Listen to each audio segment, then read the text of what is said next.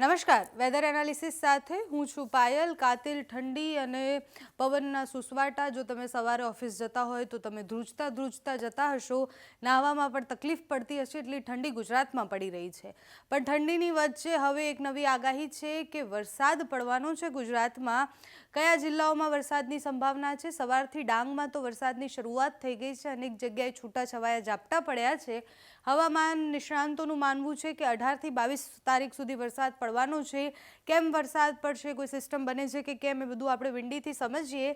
વિંડીમાં આજની સ્થિતિ જોઈએ તો ગુજરાતમાં કોઈ એલર્ટ આપવામાં નથી આવ્યું, પણ મધ્ય ગુજરાતના અમુક ભાગોમાં અને દક્ષિણના અમુક ભાગોમાં છૂટો છવાયો વરસાદ અહીંયા દેખાતો હશે. મહારાષ્ટ્રથી જે પવનો આવતા હોય છે, ભેજવાળા પવનને કારણે ક્યાંક અમુક જગ્યાએ ઝાપટા પડવાની સંભાવનાઓ આજે છે.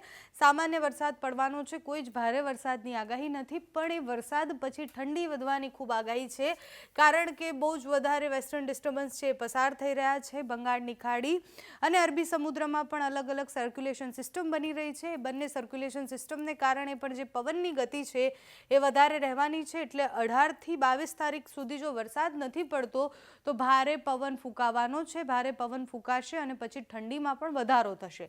એટલે અત્યારે 18, 19 અને 20 તારીખની આપણે સ્થિતિ જોઈએ તો તમે જુઓ કે અહીંયા જે સિસ્ટમ છે, જે સર્ક્યુલેશન સિસ્ટમ છે, એના કારણે ભારતના દક્ષિણના ભાગોમાં વરસાદની સંભાવના છે. આ બાજુ માલદીવ્સ પાસે પણ એક સિસ્ટમ બને છે.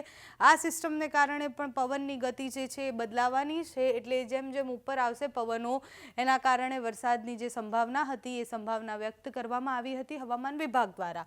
અને અત્યારે તમે જુઓ કે વેસ્ટર્ન ડિસ્ટર્બન્સની આપણે જે વાત કરતા હતા, તો ઉપરના જેટલા પણ પ્રદેશો છે, એટલે લેહ, લદ્દાખ અને એની આસપાસના વિસ્તારો જે છે, ત્યાં બધી જ જગ્યાએથી જે વેસ્ટર્ન ડિસ્ટર્બન્સ પસાર થઈ રહ્યા છે, એટલે ત્યાં ભયંકર હિમવર્ષા થઈ રહી છે, જેના કારણે ઠંડીમાં પણ વધારો થયો છે. અને એના કારણે જે ઠંડા પવનો આપણા તરફ આવી રહ્યા છે, એટલે ક્યાંય પણ દેશના કોઈ પણ ખૂણે કોઈ ગતિવિધિ થાય છે તો એની અસર ગુજરાતને થવાની જ છે અને બીજા પ્રદેશોને પણ થવાની છે. એટલે અલગ અલગ બનતી સિસ્ટમો જે બંગાળની ખાડીમાં બની રહી છે અને એક બાજુ અરબી સમુદ્રમાં પણ બની રહી છે. માલદીવ્સ પાસે 2-3 સિસ્ટમો જે સક્રિય થઈ છે, એ પવનની ગતિ અને એ કઈ તરફ જાય છે એના ઉપર નજર રહેવાની છે. બાકી દક્ષિણના ભાગોમાં વરસાદની સંભાવના છે, જે આગળ થતાં ગુજરાત સુધી પહોંચે છે કે કેમ. કારણ કે આખો જે દરિયાકાંઠાનો પટ્ટો છે, જો અહીંયાથી પવનો પસાર થાય છે, અહીંયાથી સિસ્ટમ પસાર થાય છે, તો એ આખા દરિયાકાંઠાના વિસ્તારોમાં વરસાદ પડશે.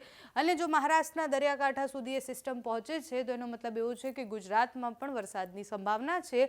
એટલે ગુજરાતના દક્ષિણના ભાગોમાં પણ વરસાદ પડી શકે તેવી સંભાવના છે.